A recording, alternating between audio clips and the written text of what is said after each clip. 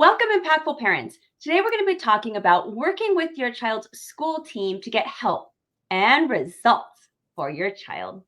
Hello, my name is Christina Campos. I'm founder of The Impactful Parent, and I help parents of school age children who want to be one step ahead of their kids to turn their chaos into connection with their adolescent. I'm a mom of four, a teacher that's taught every grade from preschool through high school. And today I help moms and dads like yourself to navigate that exhausting, confusing, frustrating, but rewarding world of parenting. So, welcome to The Impactful Parent. And today I have our special guest, Kelly Coleman. Kelly is a mom of two amazing boys, one of whom has multiple disabilities. For parents of disabled children, navigating those systems, services, and support is very daunting and often an overwhelming task. So, Kelly wrote a book to help called Everything No One Tells You About Parenting a Disabled Child, Your Guide to Essential Systems, Services, and Supports. Now, her book is a tremendous resource for parents who care for disabled children. So, I'm having her on the show today to talk about her personal experiences working with the school to get the most effective results and help. Now, you don't have to have a child with multiple disabilities to relate to this episode. This is one for any mom or dad who knows they need to navigate the school team for their child. And no one knows how to navigate those turbulent waters better than Kelly. So let's get some great tips today so that we can be more impactful parents to our kiddos who need us. Thank you for being here, Kelly.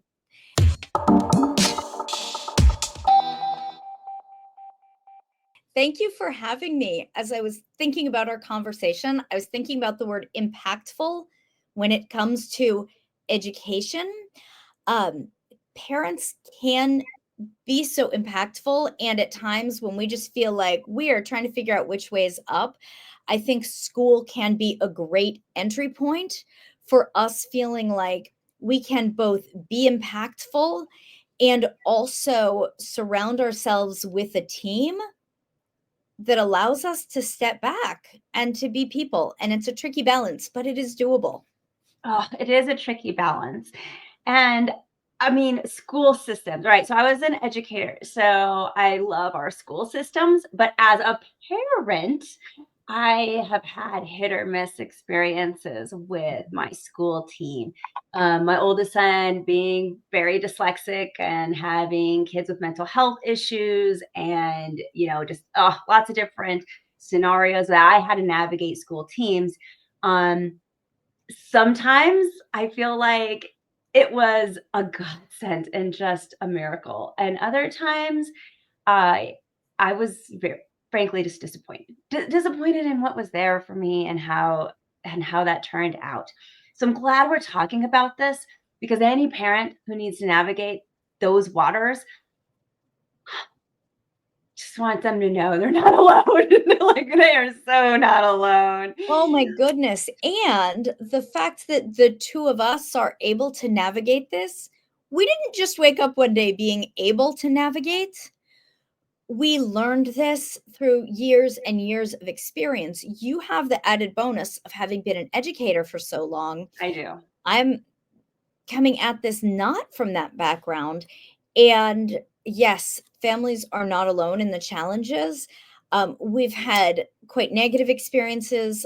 We've had overwhelmingly positive experiences.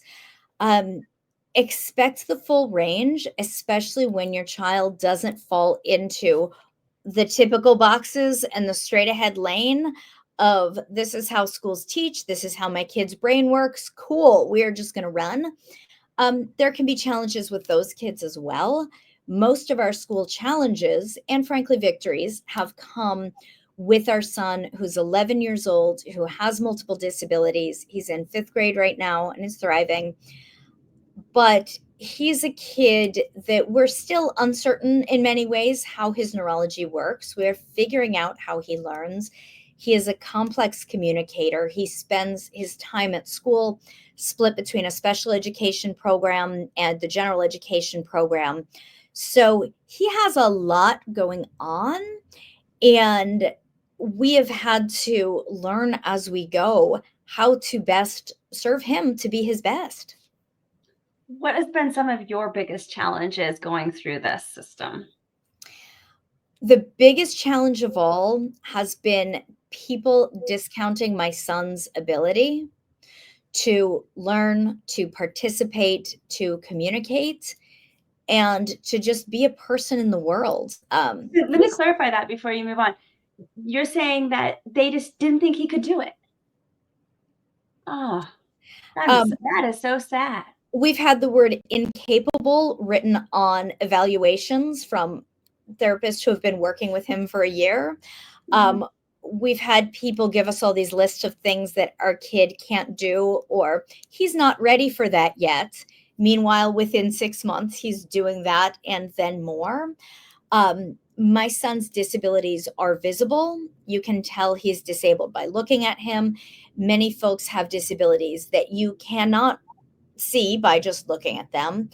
Um, and there, different challenges and victories that come with each of those. For us, the challenge in school has often been my kid, quote unquote, looks disabled and looks more disabled than most kids who are in that environment.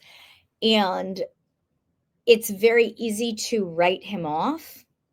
And when you don't write him off, when you say, we're not here to babysit you, kid, we're here to teach you, um, he has over and over surpassed every expectation.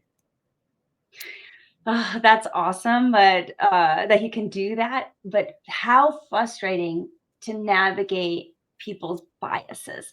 And I can't say that you're alone in that too. I mean, I actually I've had not that exact experience, but same thing. Mhm, Navigating the schools where they say no, he's not ready, or he can't do that, or we just can't have him participate. Oh, so frustrating. I'm glad you're mentioning it though, because I want parents to know that it's not just them, not just their kid. Would you say that there's a perfect school for kids with disabilities out there? if there is, will you find it and will you please let me know? Because I would be thrilled to know about one. Um, each disability, even the same disability in different people, can present so differently.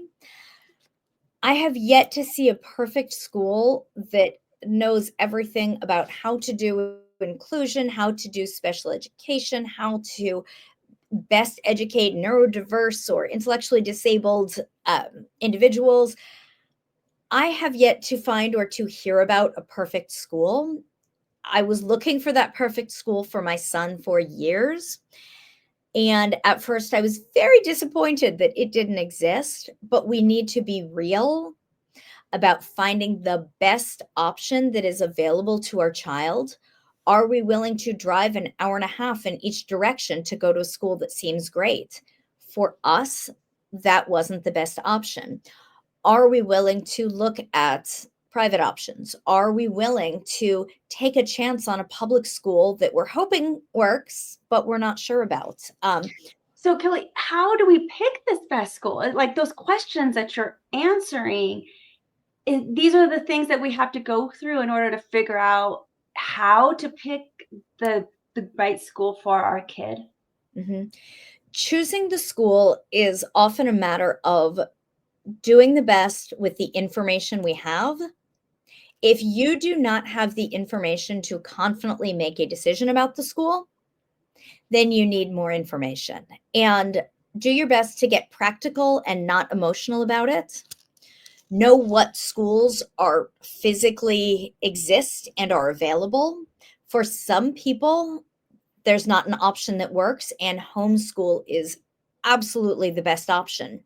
Know what that entails, know what that takes, know if you have the capacity for that, and what support you can get. Um, I have in my book a checklist for if you are visiting schools. It is a long checklist of all of the different factors so that you can gather information in an objective way, meet with the teachers, observe the class, and whenever possible, talk to other parents who have kids at this school or have in the recent past, ideally whose learning styles mirror your child's. For my kid, his disabilities really play in so many ways. It's hard to find an exact match in terms of a learner, but even I often steer families away from the internet because the internet is scary. But I have found a couple of really solid local private social media groups where I do feel comfortable asking parents, hey, has anyone been to the school? What has been your experience? And talking with other parents, gathering information, because that's the way to do what's best for a child and know that a school that everyone else loves might not be the right fit for your child. And that's okay. It sounds like a lot of time and effort. But I mean, that's just parenting, I guess. I mean, but it does. It sounds like a lot of time and effort. And I want to point that out so that parents know. But a really important decision.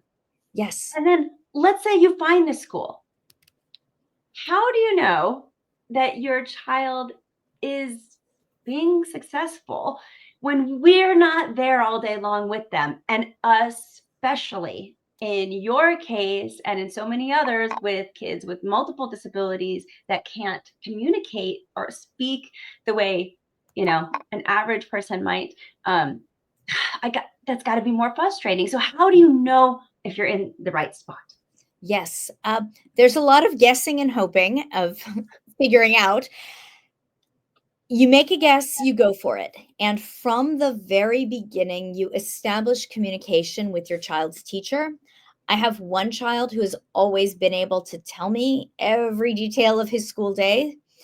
Our younger son, his communication is emerging. He has a communication device. His is an iPad with a communication program. He has some pointing, some gestures, some expressions, but and some sounds, but really there is a lot of guesswork. So, how do we make the guesswork effective and real? Certainly, my son, who is mobile, you tell him it's time to go to school, he runs to the door and says, open, open, open. So that's a good sign that he enjoys it. And he leaps out of the car and runs over and hugs his teacher. Also a good sign. So he's happy and he feels safe and he is loved and respected at the school. That we can see with our own eyes.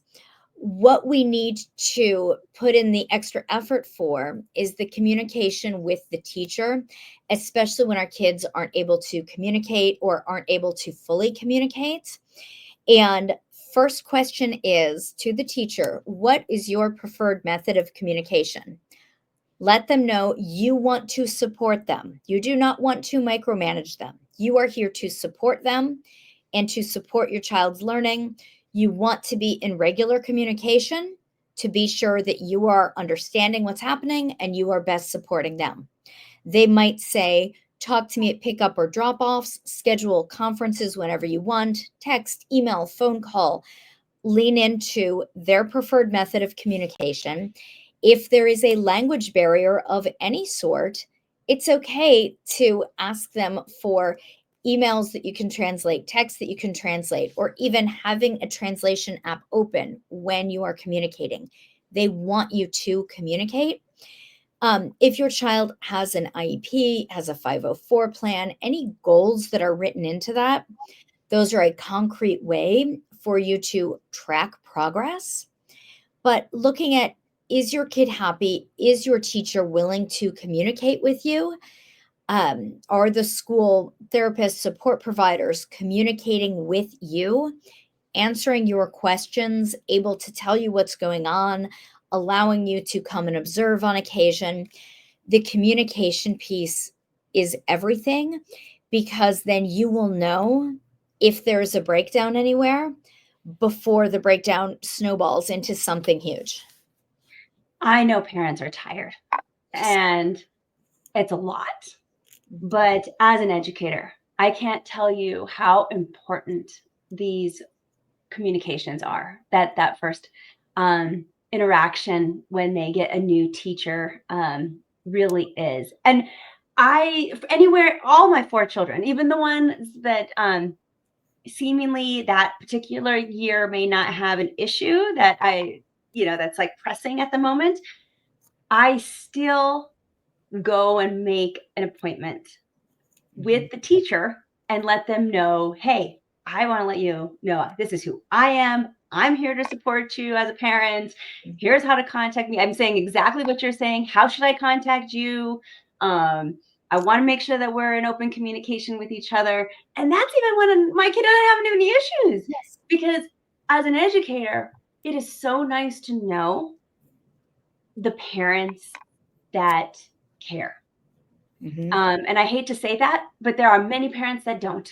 mhm, And so make sure that you are presenting yourself to that educator as a parent that cares. mhm. And whether we like it or not, as an educator, that puts that kid on your radar. Yes. And it, this is just a simple truth that after I've had that conversation with the parent, I am now noticing that kid a little bit more in class. I Mhm, am now got a little bit more of an eye on them when they miss a problem or have a question, or and that all comes from that initial conversation that mhm. that parent reached out to me as an educator and said, notice my kid because I'm here too watching. I Yes, mean, it just makes a huge difference yes. whether you have a disabled child or not. I just wanted to add that in because it's so important. Absolutely, and ask the child or at the child, ask the teacher, "Hey, can I drop off some glue sticks or some cookies for the Halloween party?" Or volunteer if you can. Not everyone has the availability to do that, and that's okay. Think about how you can support that teacher. And yes, it is an amount of work, but a big thing that I love doing for our kid and any child, especially with a disability or who can't fully communicate all of their things for themselves, before the school year starts, I have a template I use. There's free templates online.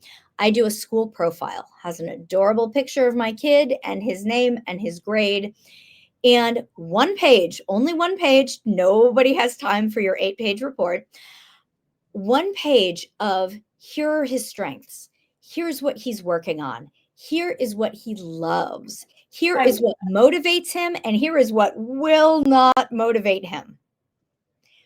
Bullet points, big font, as easily and quickly readable as possible. This is stuff that my child cannot communicate on his own.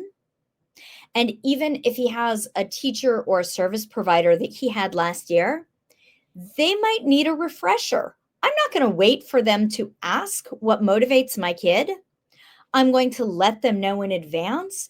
And also for me as a parent, having years of these school profiles allows me to track his progress. And I'm a crier. I'm probably going to cry here.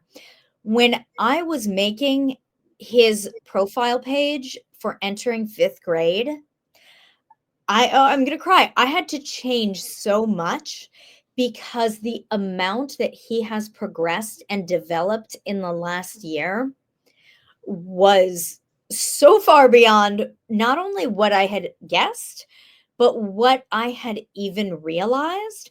And as parents, having these moments where we can track where our child has become more of themselves, where what they have learned to love, what they have overcome, how they have learned to communicate, that they can put on a sock by themselves. In our house, these are victories that warrant dance parties, and we need to remind ourselves of the victories. So give ourselves that win and give our teachers that opportunity to say, "Oh, you don't eat food. You have a feeding tube. So I'm not going to motivate you with snacks, but I am going to motivate you with music." And that makes everybody's lives easier. Yes, it does make everybody's life easier. And I will hope to mention that even if you're in a small classroom, let's say a private school, 15 kids in the class, if you're lucky enough for that, still your teacher is one and there's 15 kids. If you're not as lucky and you're one of 30, 35 kids in the class, as an educator, I will tell you right now, although I get IEPs and you study those before the school year starts, it is an overwhelming amount of information to get. And if you have a class of 15, again, this is best case scenario, Mhm. and 5 of those kids have something that you need to accommodate for, it's still hard to remember all the things for all the 5 kids, and Yes. that's a best case scenario. So what Yes. you're doing there with your one-page sheet of like a cheater sheet of this is how you help my kid the best. Oh my gosh, I can't tell you as an educator how that would have made my day. Yes. Just you and for anybody, like, if you've never read an IEP before, They're they're horrible! horrible. I feel bad for the counselors that have to write them, Yes. and they're horrible to read. So that one-page thing, that is gold, what you just said. That is Mhm. truly gold. Oh, can I add one quick thing to build Absolutely. into that with how awful IEPs are to read? My kid's IEP, for those who don't know, that's an individualized education program. They really need a graphic designer because they're awful. My kid has many goals.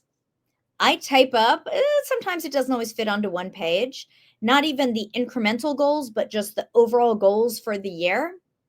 And sometimes, especially when it's a new teacher, I'll say, "Hey, you might not need this, but I typed these goals up for me and I'm just giving you this one page." And it has his goals listed so they don't have to page through this 54-page document that is poorly written with tiny font. Not poorly written, but poorly organized with tiny font. Just say, like, here's a piece of paper, here's some stuff in bold. And if we can make our teachers' jobs easier, it makes our jobs easier as a parent. And the little bit of time that you put in up front will save you so much time and energy down the line.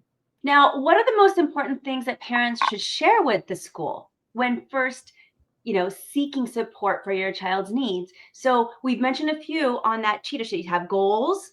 What else are we putting on there? Because those are really important things we want to communicate.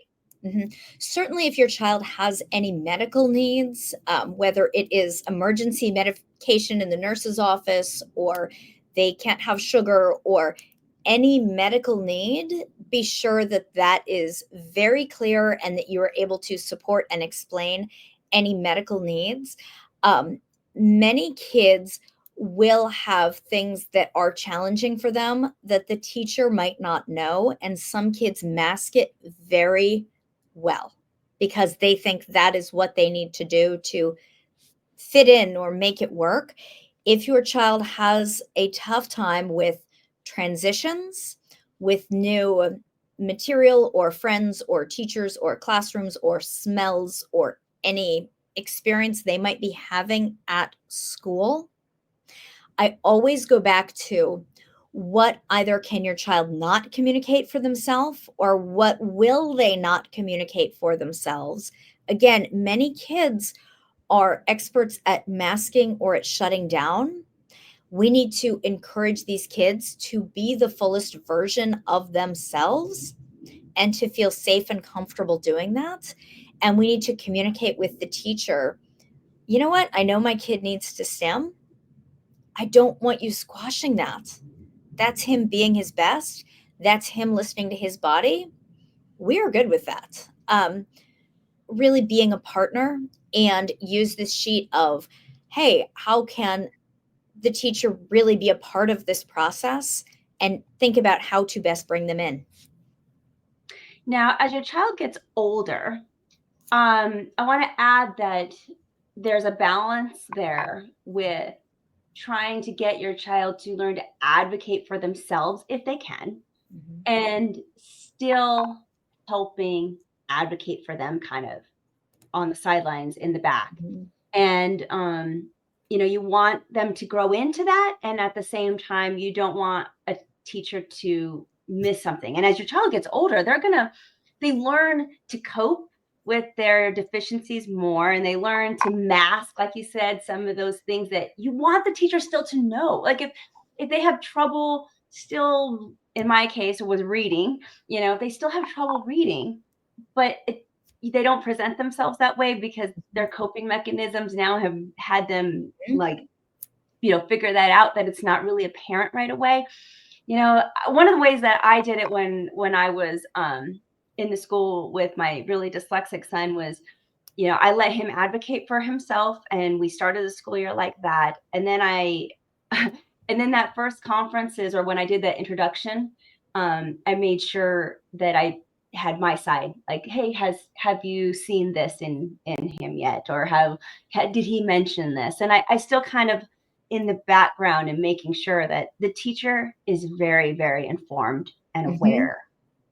Yes, and I love what you just said. You said, "Have you seen this?" Because the teacher might say yes or might say no, but asking them questions, "Have you seen this?" And also saying, "Here's what I am seeing at home that you might not be seeing in the classroom." For example, my friend's kids said it took them 8.5 minutes to do this homework assignment. It took us 5 hours with crying and meltdowns and so much support. And is this supposed to take over 5 hours to do this assignment? Your teacher will not see that. All they will see is a completed assignment. And that does not mean you need to let your child flounder at home. It might mean they need something different, either in the teaching or in the accommodations for doing this work, and being sure that you and the teacher have as much of the same information as possible, knowing what is comfortable for your child to talk about when they are there or not. You want to keep your child feeling comfortable and safe and supported. And you do want them to self advocate. And it is a tricky balance because all parents of children are in there and being the cheerleaders and the advocates and the fighters that we need to be. Too often, when our kids have disabilities of any sort, um, it's really easy for parents to just make it about us. And I am the disability mom doing all the things. And isn't this great? And we're leaving our kids behind. Just make it a constant exercise to always have your kid in your mind. Can they attend all or a part of an IEP meeting? My kid, no, sitting still is not his thing. Meetings are not his thing. Can they be a part of the goal making process? Can they be a part of figuring out what accommodations would feel good to them? Maybe they don't want the accommodation of extra time when they are pulled out of the class to take a test away from everybody else, because that would make them feel socially self-conscious or embarrassed or uncomfortable. So would that accommodation actually make things worse? It's different with each kid. Involve them as much as you can and have that teacher communication. Now, how can I be sure as a parent that the teacher still has high expectations for my child? And I got to bring this up because kids have disabilities, and immediately there are biases there. And we talked about this before in a previous episode where people just make assumptions that he can't do this or he's not ready. So, and I hate that because you still want to get your child to reach a little bit. You still got to challenge them like Mhm, anybody else. That's how we get better. That's how we improve. But I feel like there are some people out there who lower expectations because a child has a disability. mhm. So, how do we ensure that that's not happening to our kid? Our kid's still growing. Yes. So, number one, yelling and screaming at our teachers will never work ever. So, if you are the angry parents all the time, the teacher will still teach your child, but they will not want to deal with you. And they are going to dig in and be defensive about their mindset always, just because we're people. That's how we work. Um, Ask questions, and having children being challenged, exactly what you just said. Say, hey, how are we challenging my child in reading? How are we challenging my child in PE, in science? How are we challenging them in their handwriting? Hey, I'm excited for my kid to make improvement. What is the improvement that you are anticipating? Um, Ask questions that kind of lead them towards the answer of they'd be a real jerk to say, I am anticipating no improvement. Nobody's going to say that ever. And even if they say, oh, I haven't really thought about that. Oh, I didn't know that your child could maybe write his name one day. I've never had a kid with this disability who did that. Um, Listen, you might have to handhold, you might have to work through bias and preconceptions, but you have to be willing to walk the path with the teacher. It's okay to say, hey, have you ever had a kid in your class with my kid's disability? If not, hey, can I give you some information that will make this your job easier for you to teach my kid? We've got this. They might say, oh, I've had many kids with Down syndrome, and here's where they cap by the end of third grade every single time. Say, oh, that's interesting because I know other kids with Down syndrome who have blown past that cap by second grade. Let's talk together about ways to challenge my child. And we also need to take into account, so the phrase presume competence is one that is talked about often and necessarily. We need to presume our children are competent. And in the rare instances which we faced, when a teacher uses that as an excuse to not meet your kid where they are, you need to be aware of that. If a teacher's saying, oh, I'm just teaching all of this stuff and I don't need to explain or give accommodations for your child because I'm presuming they are competent, my kid's very competent and needs many accommodations. Um, know that if your child needs accommodations, those are not extra, that's not a bonus they're getting. That is what they need to equally access their education, which is the law. And it is sometimes an uphill battle to get teachers to challenge our kids with disabilities. And we need to be willing to ask questions, to handhold as necessary, and to say things like, I am totally confident that you can work on my child's handwriting. I absolutely know you can do this, because nobody's going to be like, oh, no, don't be confident in me. Nope, can't do that. You might need to build up their confidence and let your child show them all the things they can do. So we're setting goals for our child, and hopefully we're setting goals with our educators and the team at school and things. But how ambitious should those goals really be? How ambitious the goals should be really depends on the situation. What I come back to is that goals drive services. And I think not enough of us really know and understand that. So you need to think about the goals and the services in tandem. I think of goals as challenging and achievable. If any part of that goal is achievable, then I think that can be a really good goal. We do want things for my son. It is very clear to anyone who's worked with him, he will need a tremendous amount of services and supports for his lifetime. So I need to be sure to have speech goals, for example, in his IEP that are ambitious and are a stretch, so that that will justify him receiving the services, because we need to justify the services by having appropriately ambitious goals. If he is never meeting any goals or any part of those goals, they're too ambitious. There are things we've been too ambitious with in the past and we've had to scale back. There have been things that were not nearly ambitious enough and we've had to revisit.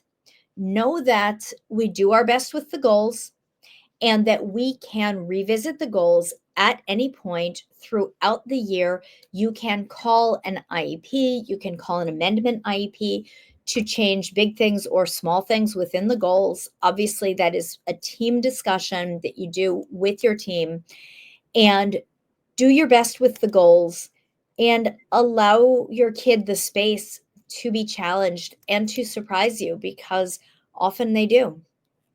Now it sounds like we're going to be involved quite a bit. Like we're going to get into that school and we're going to be involved. We are going to be a parent that's present. But how to do that in a way that's not annoying? Yes, I love, okay, this favorite question ever. How do we be involved and not annoying? We all know those parents. Maybe we've been those parents that it's just like, holy cow, you are not the phone call they want to return. Um, think of supporting. Start from a place of trusting. It can be hard. Many of us have had negative experiences, whether it's through the school system, the medical system, the social service system, all the things. Trust that your educators are here to support your child, your family, and this whole process, big picture.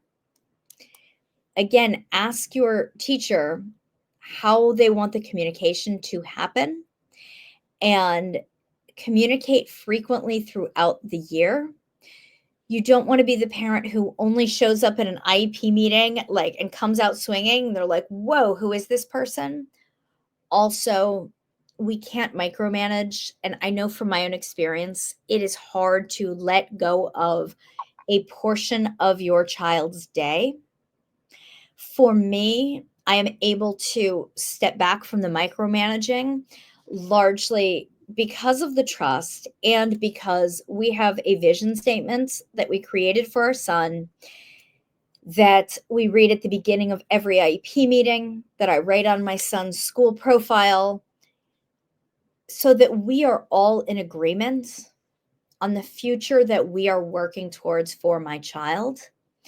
And for him, that includes being literate, that includes communicating with familiar and unfamiliar people, whether that's on his tablet, whether it's with mouth words. Um, there are many things that are big and ambitious that we are working towards big picture. And then we can back into like, hey, how is fifth grade playing into that? If he is going to have meaningful relationships in his future, are we fostering those in school? And communicate with your teacher about all of these things and then let go and trust. I get that it's hard. I get that it is really, really hard. Um, School is a great place to start to learn to do that. As our children reach and get into adulthood, we will have to do different versions of that. And if we have never done any degree of trusting or letting go, I fear that we won't let our children become interdependent or independent adults. And that's what we're working towards for all of our kids. Now, before we end this episode, because it's been great and so full of information, we got to mention your book because it is the best resource for parents with kids with disabilities. And your book is called Everything No One Tells You About Parenting a Disabled Child, Your Guide to Essential Systems, Services, and Supports. Tell us, Kelly, where can we find this book? And just a quick synopsis, what's inside?